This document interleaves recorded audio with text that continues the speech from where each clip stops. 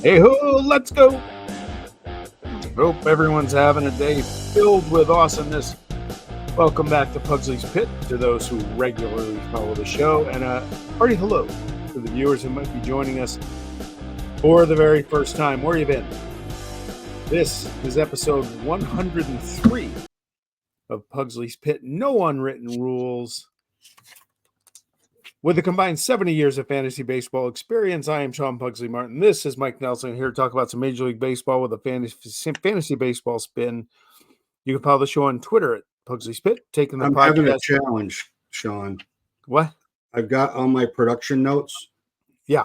But Edwin Diaz handled them before I got them. No. And they're stuck to my hand. I can't get them off my hand. Okay. Well, they won't need them tonight. They're leading Garrett Cole 6-0. Sorry. Remember to smash the like button, subscribe, and hit the subscribe icon on the Not YouTube right after channel. that comment, please. Don't smash the like button right after that. Future episodes. It's only 6-0. You got time. It is still the Mets. Michael, how's it hanging tonight? It's good.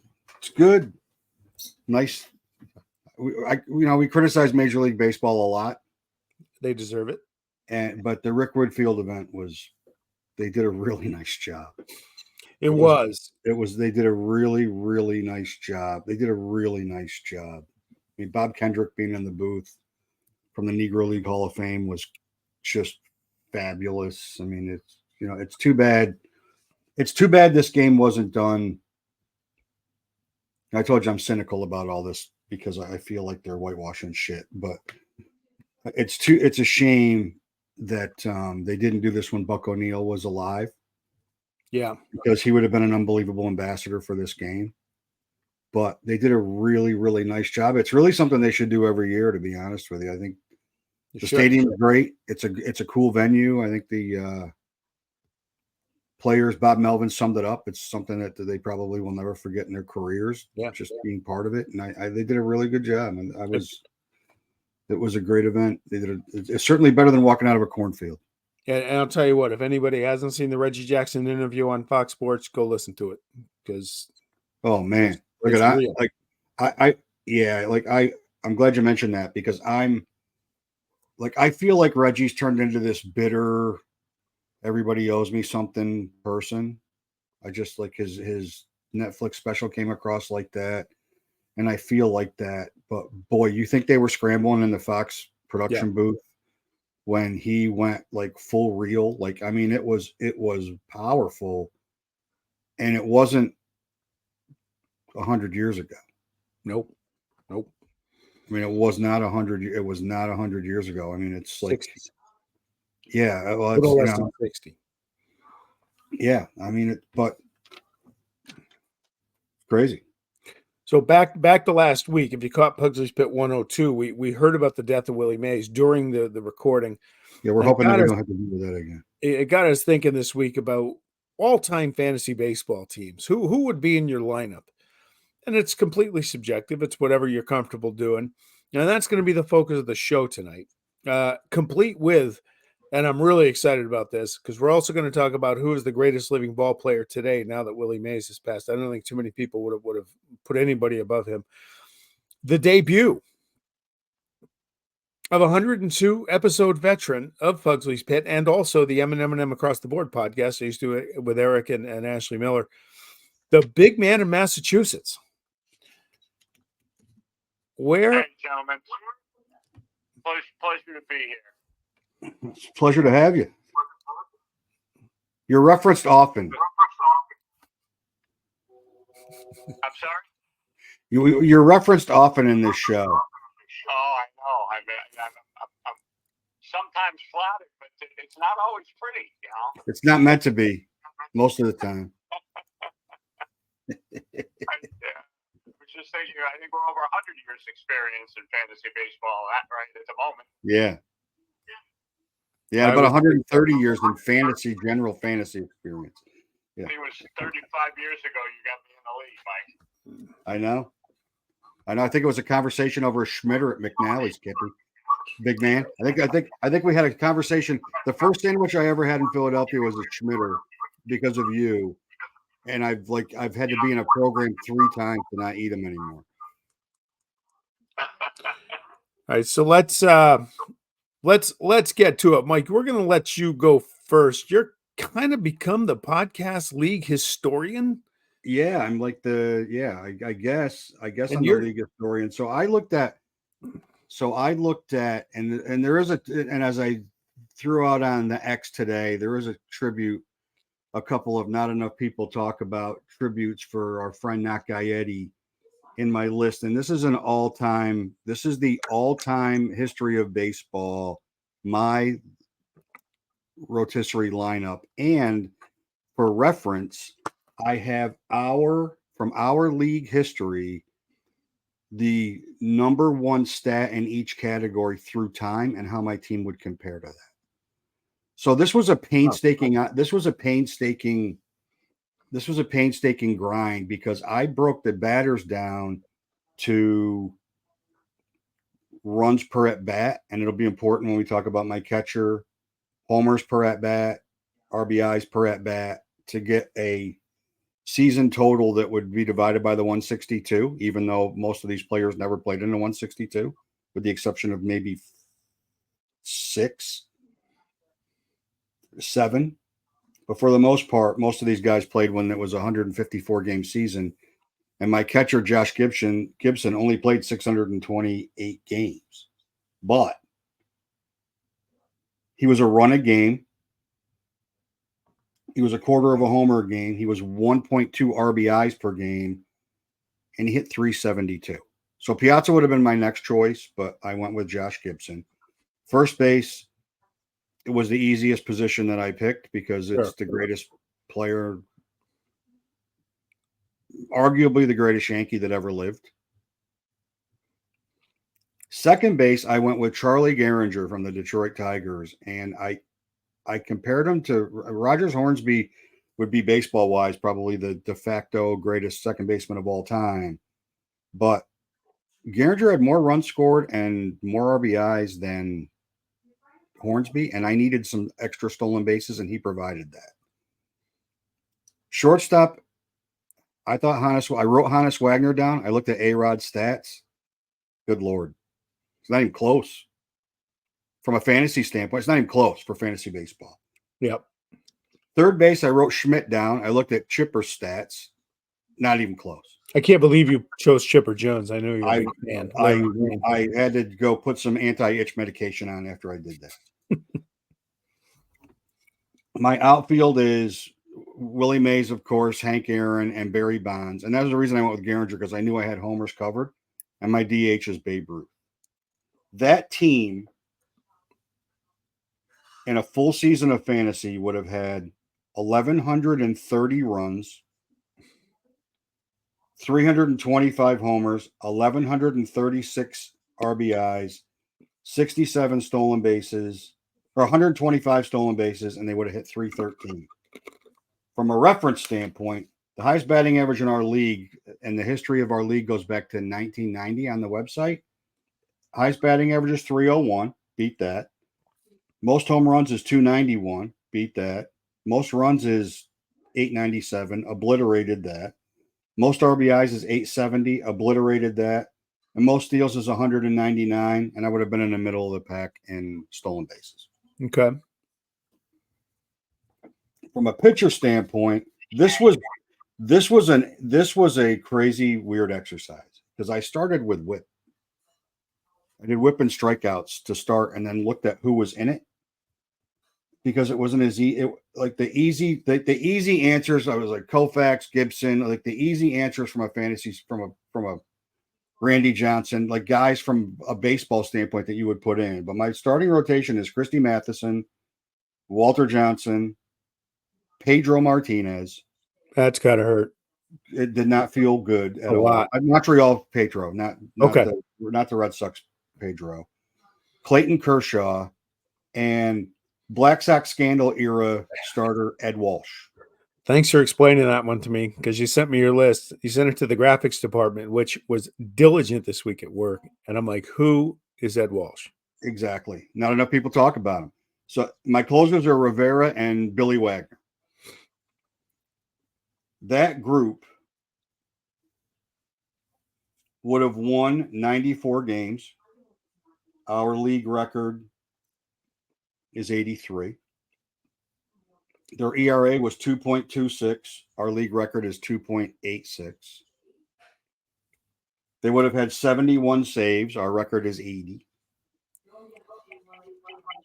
They would have had 1,004 strikeouts. Our record's 1,322. So usually when you look at it from a roto standpoint, you give up saves to get strikeouts. Yep. And their whip was 1.04, and our record's 1.057.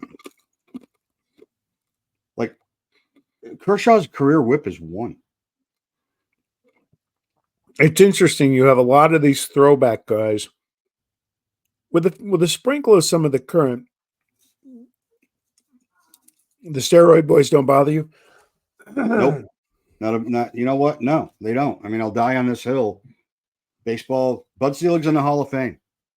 Bud Selig's in the Hall of Fame. Bud Selig allowed it. Bud Selig knew what was going on. He was a commissioner of baseball. McGuire and Sosa were in that race and they regenerated interest in baseball. He could have, in a collective bargaining agreement, put his foot down and said, "We're going to test for it." It wasn't a secret. Yep. And he let it happen. Oh, they did. They promoted it. So, I mean, look at the money that was made from that home run chase. We've talked about this a million times on a million podcasts. Like it wasn't just like looking on ESPN. It was on the news. Yeah. Right. It was on the news. And then all of a sudden it was poo-pooed upon, and then it became, and I also look at it with the exception of one guy on this list, nobody ever failed a test. One guy failed 2. Fair enough. One guy failed 2 tests. So if I took those guys out, I'd only be taking 2 players out, as far as I know. Okay. Fair enough. They were giving out amphetamines in the clubhouse. MLB stopped it. Yeah. All these guys were taking. So it's like, whatever. It is what it is. All right. Let's move back east to Boston. The Boston area. I agree with Mike on some of these current players. I got to admit, do you remember what team Pedro played for, Mike? Montreal. Played for the Expos. Let's see. I agree with you with Johnny Bench, and as much as I hate the Big Red Machine, I didn't want to put too many on. And when I did this, it was just my since I've been watching baseball, which is mid '60s and on, so it sort of cuts off. I don't have Ernie Banks or Sandy Koufax. I don't really remember them playing. I remember them as players, but I can't remember watching them specifically. So I went on kind of from there, and I caught some of these guys on the end. I cheated a bit. I put Mantle at first base because I had so many outfielders. I wanted to get him in. Every time I saw Mantle play, he was in first base. He'd already moved to first by the time I was watching baseball. I got Joe Morgan at second.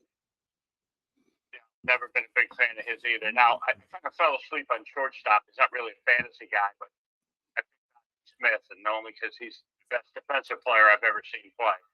I just wanted to have him on the team. Third base was a crapshoot. Schmidt, I agree with Chipper. I picked George Brett. Outfield, very simple.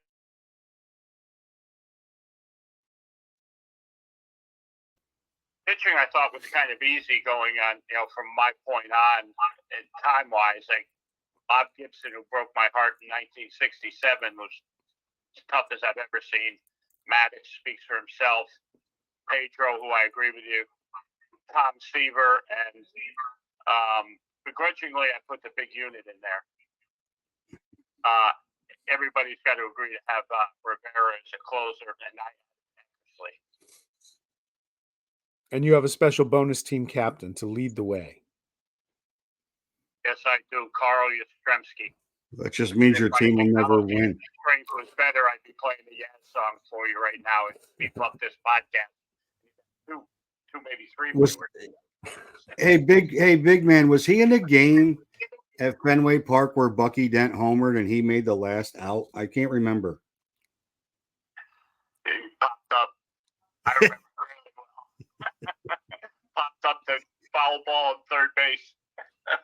So Eck is a great choice. I watched that game, and I was just about flunking it. Eck is a great choice because Eck, like when you look at Eck from an all-time fantasy perspective, and you get to, I mean, he was a tremendous closer, but his wins and his strikeouts from when he was a starter would make him incredibly valuable in an all-time team. I was between him and Billy Wagner as my last choice.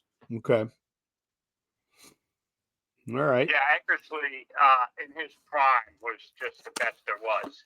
He was as good as Rivera, but not as for as long as a closer, in my opinion. He didn't walk anybody. One year, I think he went through the whole year, walked 4 people. Yeah. Right. And he's probably best known for Kirk Gibson limping around the bases like an idiot. A hit that was set up by a walk to Mike Davis. As amazingly as that is. It is amazing. Yes. Yeah, Eck was fantastic as a club. I mean, yeah, there was a 3-year run. He was unhittable. Yeah, he was. All right. I was glad to see he actually put Pedro in there. And when Pedro was at his best, there wasn't anybody better. You know, he put up those unbelievable numbers during the steroid era.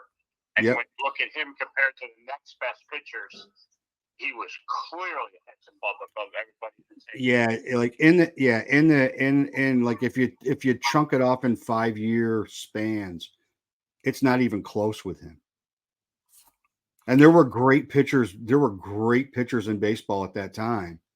It's not even close at the overall numbers in general, and from a fantasy perspective. I mean, his whip was ridiculously low. His career whip is 1.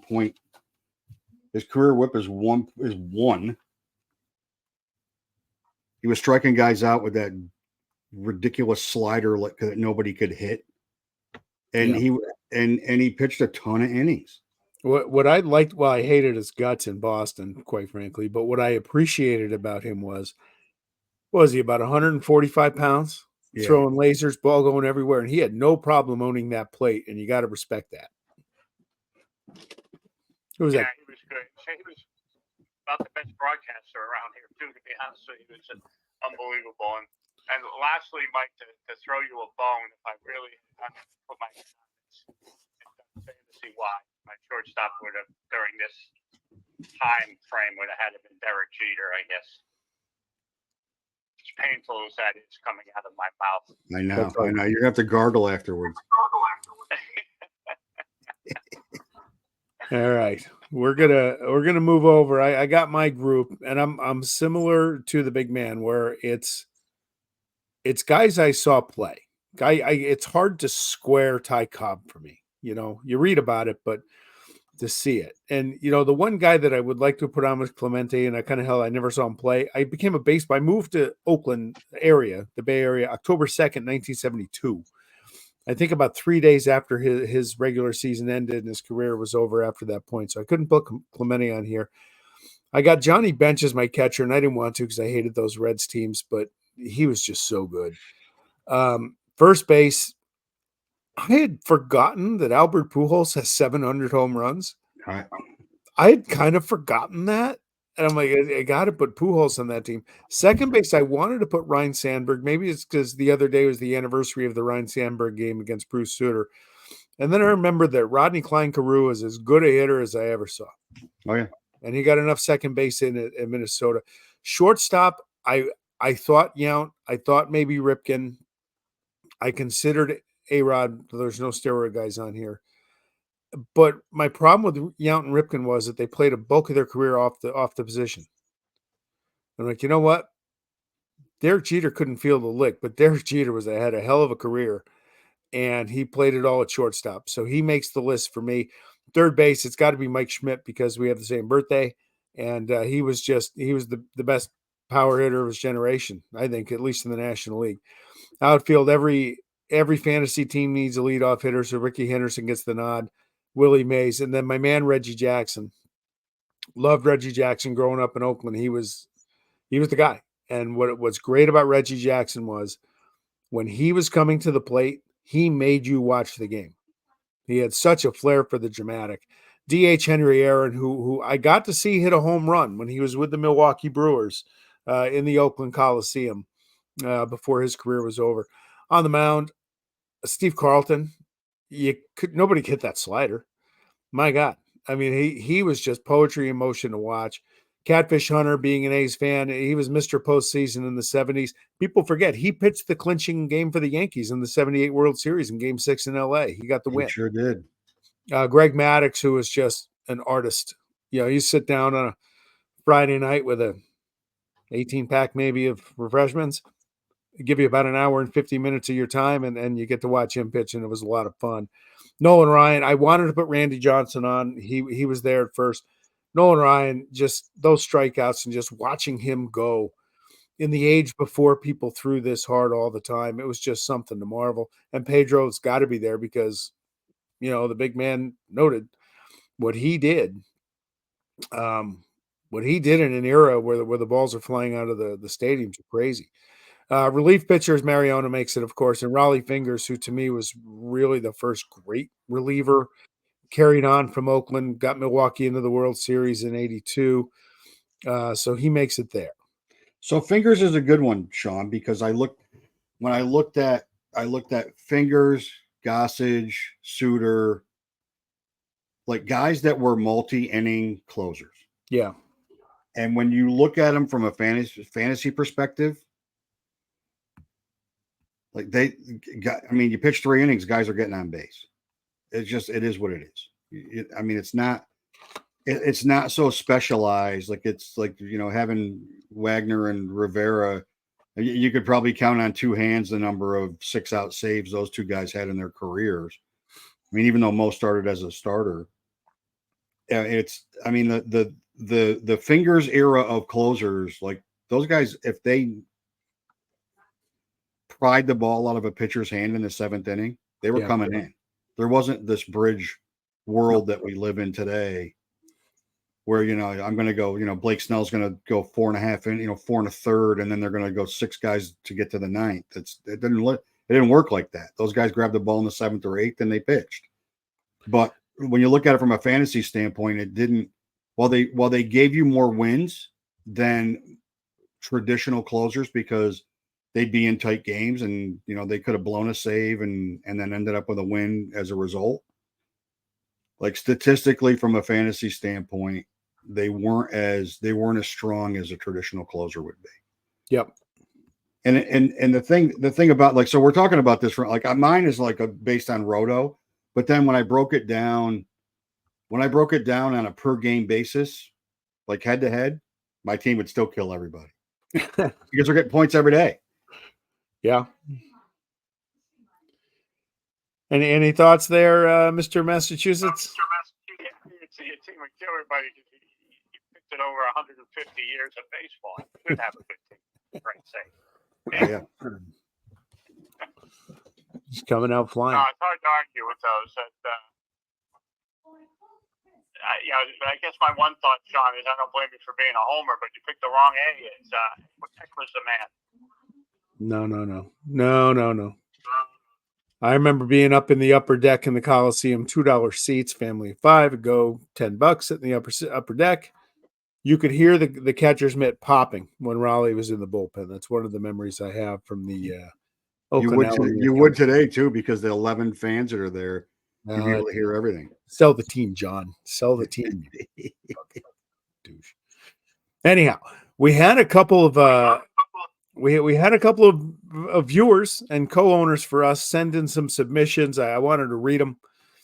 Boogers Baseball are not defending champ, but first place guy. Bench Pujols, that was his guy that carried him for years. Joe Morgan, Cal Ripken, he's an Orioles fan. George Brett, who I hated, but whatever, he belongs. Ken Griffey, sweetest swing ever. Willie Mays, Mickey Mantle as well. DH was Frank Thomas for a team that named his fantasy team Big Hurt for a number of years. And then Bob Gibson, Pedro, Maddux, Carlton, Johnson, Rivera, and Eckersley. And his manager, he chose Earl Weaver, the only guy to send us a manager.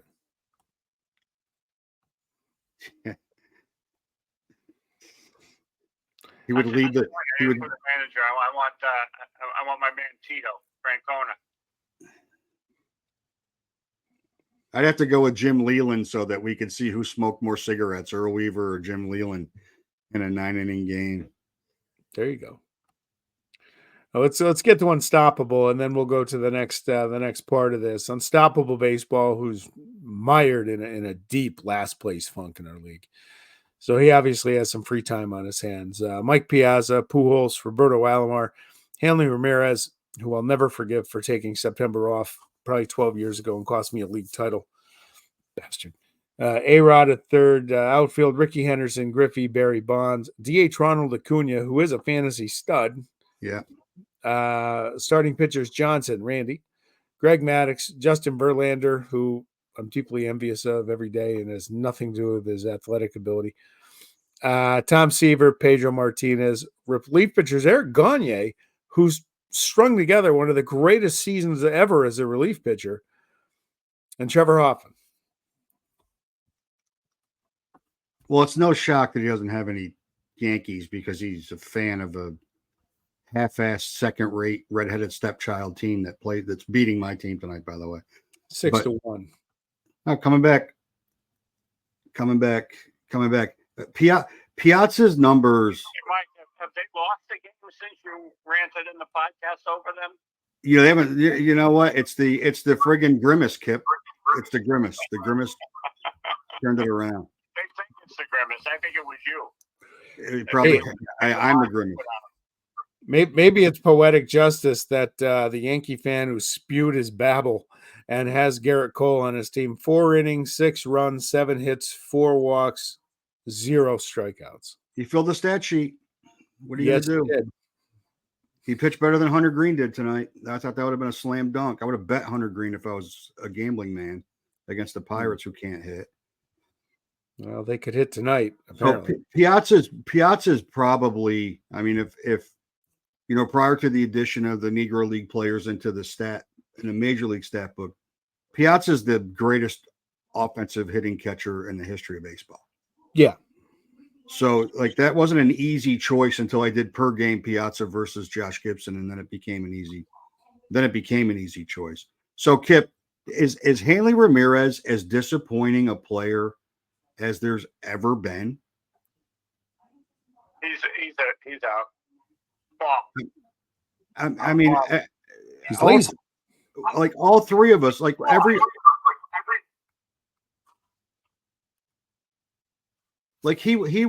was the next thing at shortstop. Yep. He was going to be the next thing. Every tool in the book could field, could hit. Sure, he started with the Sox, and they thought they had gold. Yeah. Yep, and then Bogarts got ready to start coming up, and they couldn't get rid of him fast enough. Great. All right, so the other part about this, reason I wanted the big man on is he's got such a vast baseball knowledge of history, and that's what makes this sport great. Separates it from all the sports. So Willie Mays passes, and it's the first time in my life, and I'm old, where someone has actually said, who is the greatest living ball player now? And you got to really think about it, because for years, even before, you could have said Ruth. You could have had DiMaggio, Ted Williams, Willie Mays. I mean, there wasn't a huge choice, but for the last few years, it's Willie Mays, and I don't think anybody else had any, 660 home runs. I mean, you remember that number, what day it is. So who now is the greatest living player? Mike, let's start with you. We got a couple of submissions from some viewers of ours, so I got them on the scroller. Mike, why don't you start? It's Barry Bonds. It's not. I mean, it's Barry Bonds, and it's not close, frankly. And I get the steroid accusations. I get all that. I get it. He was the best player in baseball before he even started taking that shit.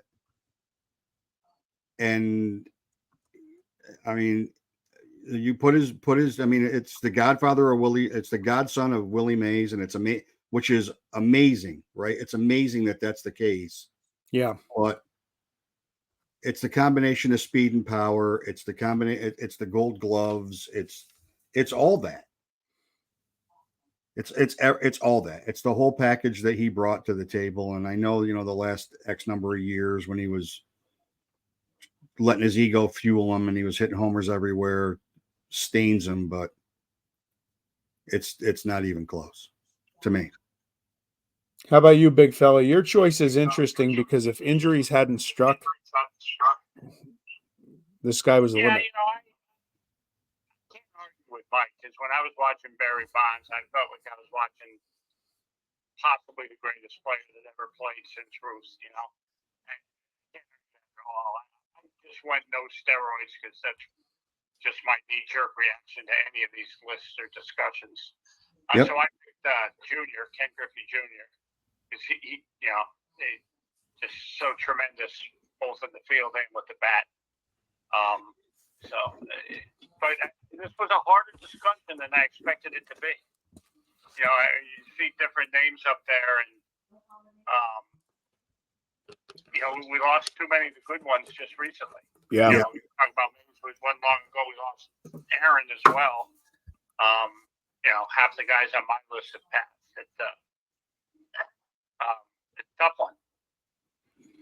Well, it's the Griffey Bonds argument is a really interesting argument because to Sean's point, had Griffey not battled injuries, it's like one of those things where Griffey wasn't doing wasn't taking anything, is because he didn't come back in 3 days from running into the wall.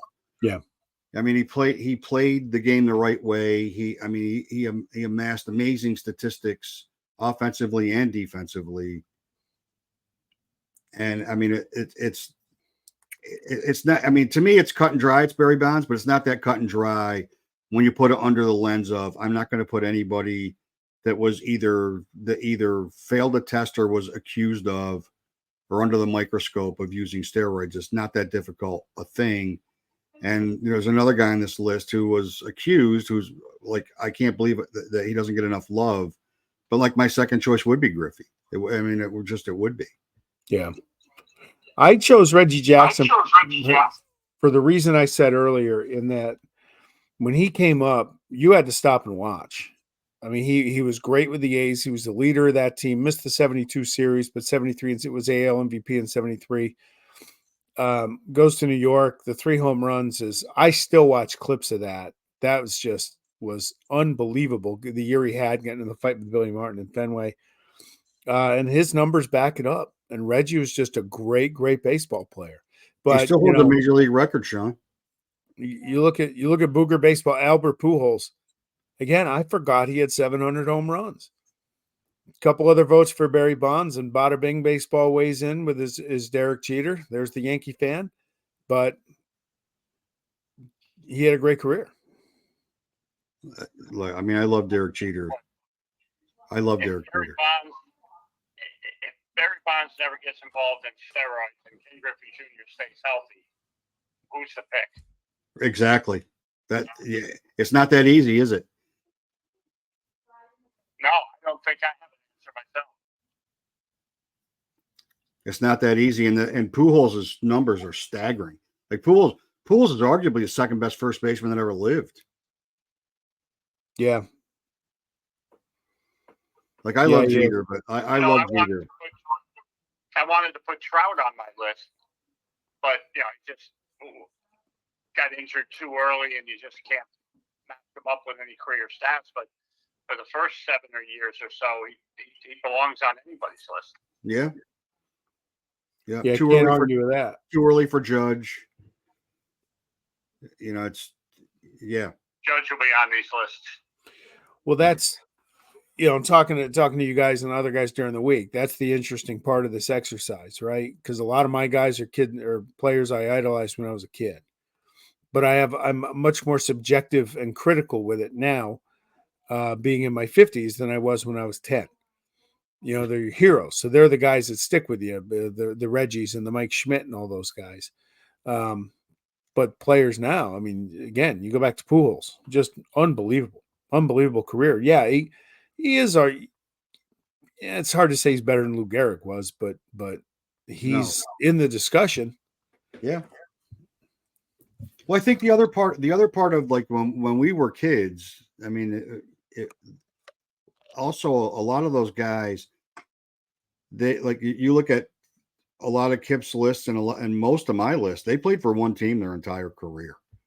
Yeah. And that absolutely adds to the mystique of those players. Like they're identified not only as from their greatness, but on that team. And we don't live in that world anymore.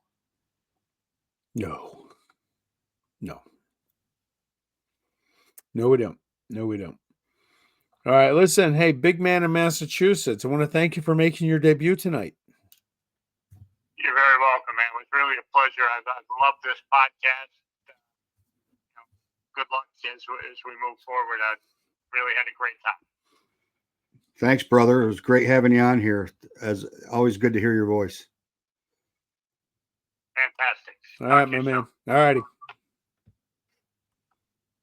I'm glad we're able to get him on here. He's been a loyal listener for years with my shows, and with a great critical eye and a big baseball historian, and certainly values opinion tremendously. He's referred to as two names on this podcast: the big man from Massachusetts and our loyal listener. Yes, and he'll watch this playback. I tried to squeeze in the fact that after Albert Pujols' rookie year, he traded Pujols for Roy Oswalt during one of our drafts, and so I could take my shots now that he's not here to defend himself. So he did. He did do that, didn't he? He did. All right, who's hot and who's not? You can lead off. Well, Alec Burleson's hotter than hot, right? He's 79% owned at this point, but since he's come back from being injured, he is, for a team that's third worst in baseball in scoring runs, which is amazing. I think they're last in majors with hitting with runners in scoring position. Alec Burleson's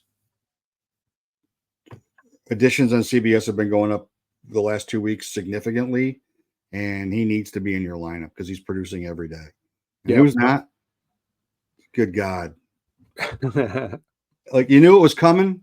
He got cut in our league. I know. You knew it was coming. He almost got cut in the other league Sunday. Do you see his strikeout rate? It's not good. It's bad. It's not good. First of all, Toronto's a mess. They are. They're next on my list of teams to make fun of, but because they're a joke. Well, the breaking news was that Vladdy Guerrero Jr. is now walking back his comments of that he'll never play for the Yankees, that he would accept a trade there. Yeah, they're not trading for him.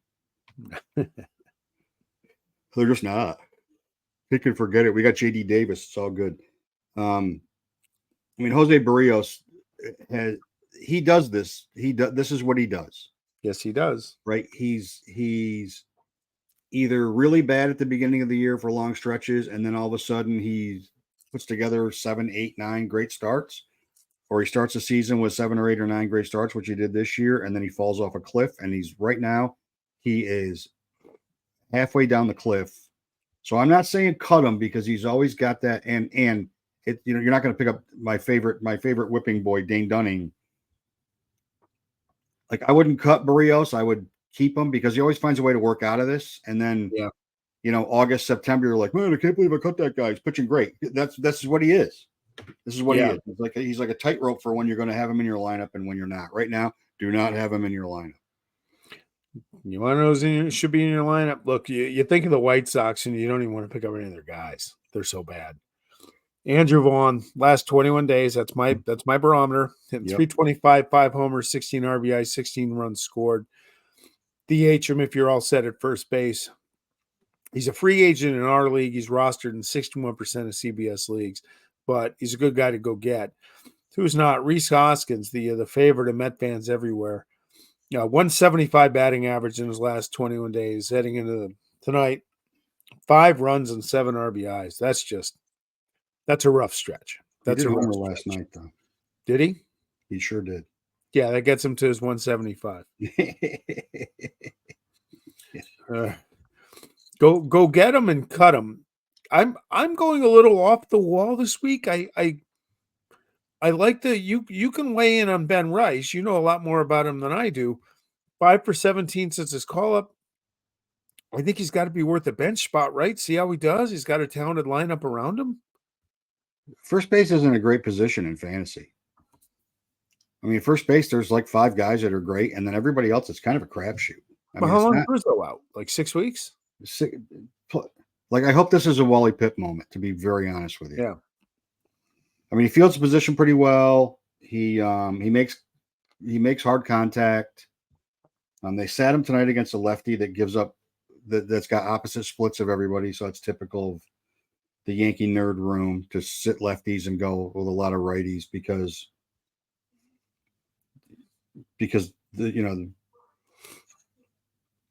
Peterson gives up more hits to lefties as a lefty than he does to righties. So let's hit a bunch of righties. But he's there. He's in that lineup, so he's going to get opportunities to produce. They put him in Rizzo's spot in the lineup, so you're going to get interesting places to produce. Your Cut'em guy was my second choice, by the way. He was on my team earlier this year, and I got a good start or two out of him in my active lineup. But you kind of figure all good things are going to come to an end. And Alec Marsh, 10 earned runs in his last 8 2/3 innings going into this week. The party's over for him. Casey's got some other options, but yeah, you can do better than Alec Marsh. Yeah. They're scuffling right now. Yeah. All right. Take it away because I have questions about your guy. Well, shockingly, Taijuan Walker is on the DL again for the Phillies. Shockingly. And when he was on the DL in the beginning of the year, Spencer Turnbull pitched pretty well. Actually pitched better than pretty well. He pitched really well. He's only 29% owned. The Phillies, with the exception of facing Tariq Skubal tonight, they score a ton of runs. He's in a similar position that Walker would be, but he doesn't give up as many base runners, and his strikeout rate's higher. I couldn't believe when they took him out of the rotation. He was lights out when he was pitching with guys hurt. They're not paying him $15 million a year. Wow. The guy that replaced him was getting $15 million a year. He's going in the rotation. I thought they'd go to a 6-man just to bring Walker back and maybe take a little pressure off Christopher Sanchez and Ranger Suarez. Yep. But look at the way they're playing right now. You can't argue with anything they're doing, to be honest with you. True. And then the Cut'em guy, he's down to 17%. I mean, he was productive for a period of time. He's everybody's favorite. I can't believe the Yankees let this guy go guy. But there's no place for him to play anymore in Chicago. Pete Crow Armstrong's, who I didn't think was going to have a spot. They found a spot. They found a spot for him to play pretty much every day, and he's just not going to get enough at bats to be even of any value at all. And he's not even worth having on your bench at this point. Gotcha. How is Pete Crow Armstrong doing? I'd say okay is probably the right way to describe it. He does steal bases at a pretty successful rate.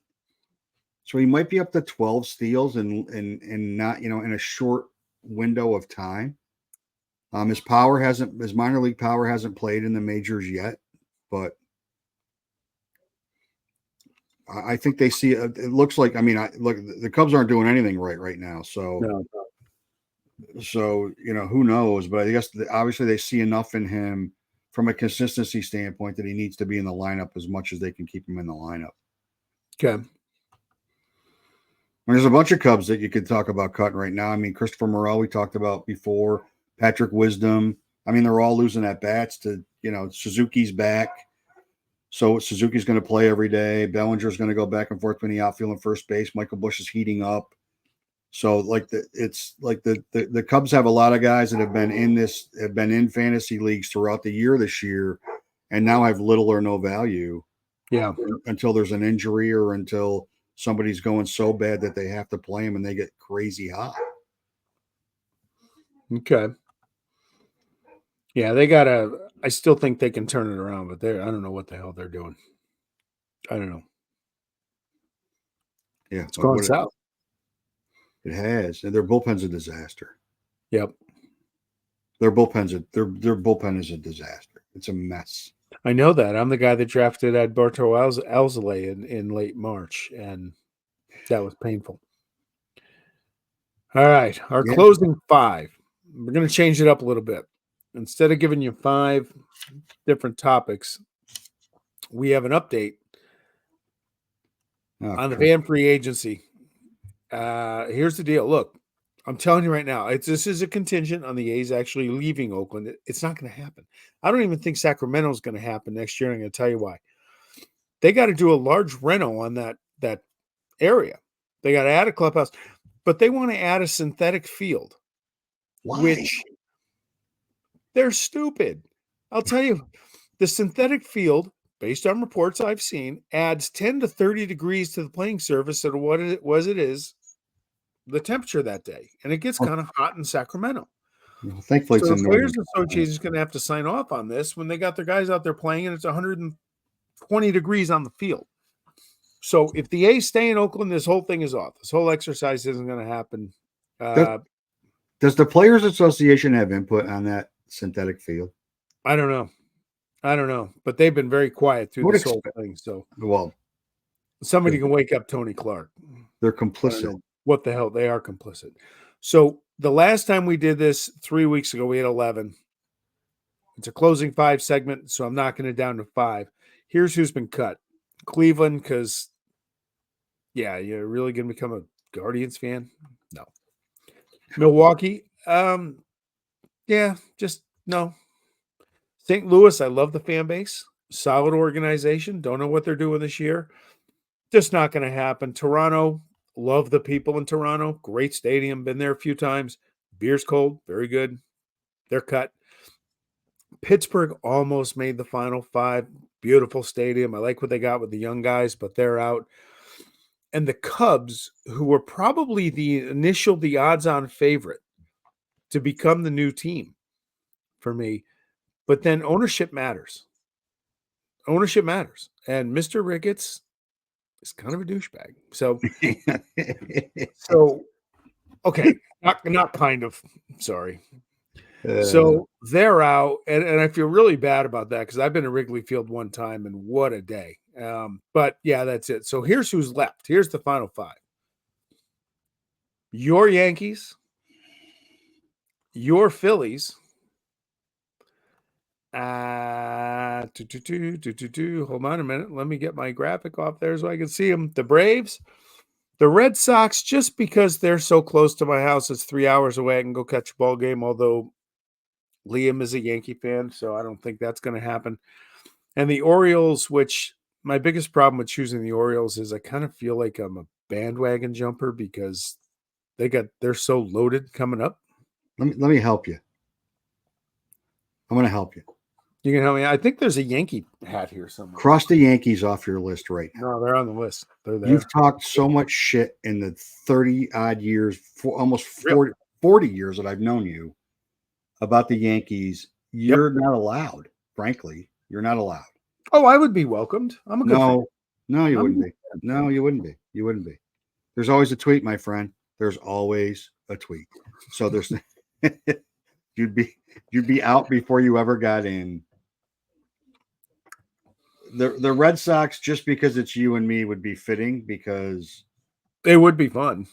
It would be fun for us for sure. And the big man in Massachusetts has started to here. He has tried to recruit me a little bit.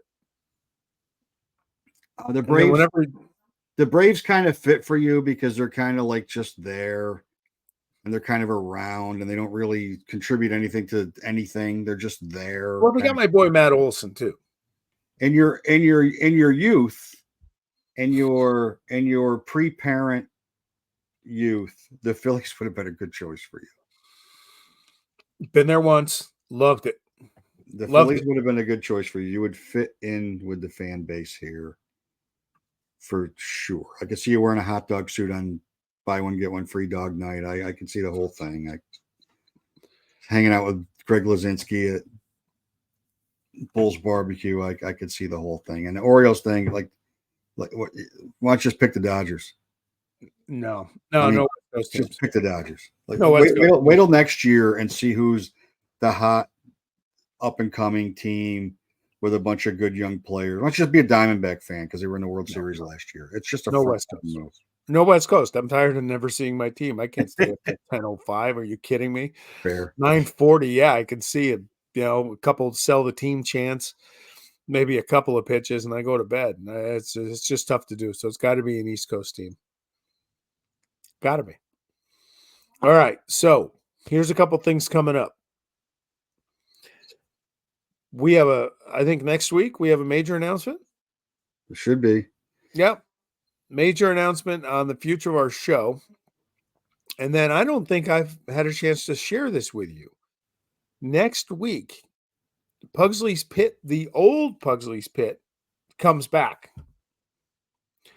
As I will be invading WOFX radio here in Albany, Fox Sports Radio Albany, 95.9 FM, 980 AM on Wednesday the 3rd. Gaz and Levac, my buddies, I've known them for a few years. Gaz actually got me into the podcasting gig. Levac's awesome. He's a Raider fan too, so he's even more awesome.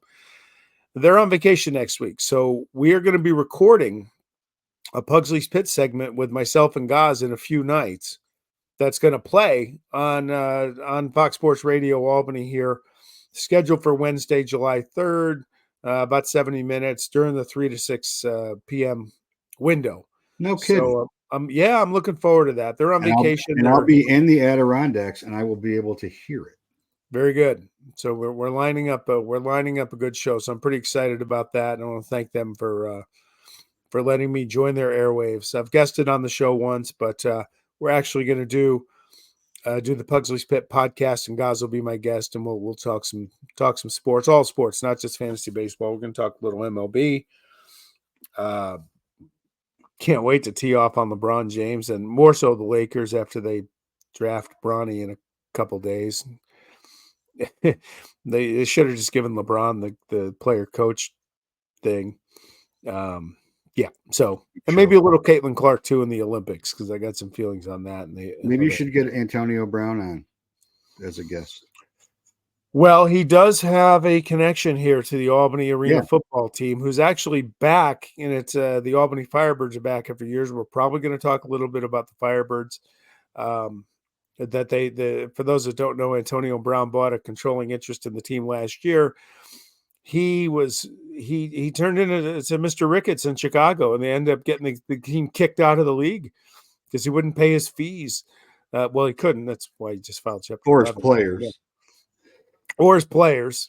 So no, AB. No, I actually think I tweeted at him once to come on my show, and he never responded. He was too busy fighting a delivery driver in his driveway. Those pesky delivery drivers. Right. And then, like we said, a major announcement next week with our little podcast and ball9.com and our man Chris Vitale. Maybe we'll bring El Jefe on next week. I would love to get El Jefe on, though. He's a world traveler right now, I think. No, he's right? It's a world traveler. He's stuck in the desert of California. He's getting out and about. Oh, they did talk to me about, let me know he's going to see Doobie Brothers and Steve Winwood here in Saratoga Springs. Jesus. August. Another concert. See them while they're still alive. There you go. See us while we're breathing. All right. And with that, we are out. Have an awesome week. Smash the like button. Thanks, big man. Yeah. Heck of a debut. He'll be back. He'll be back.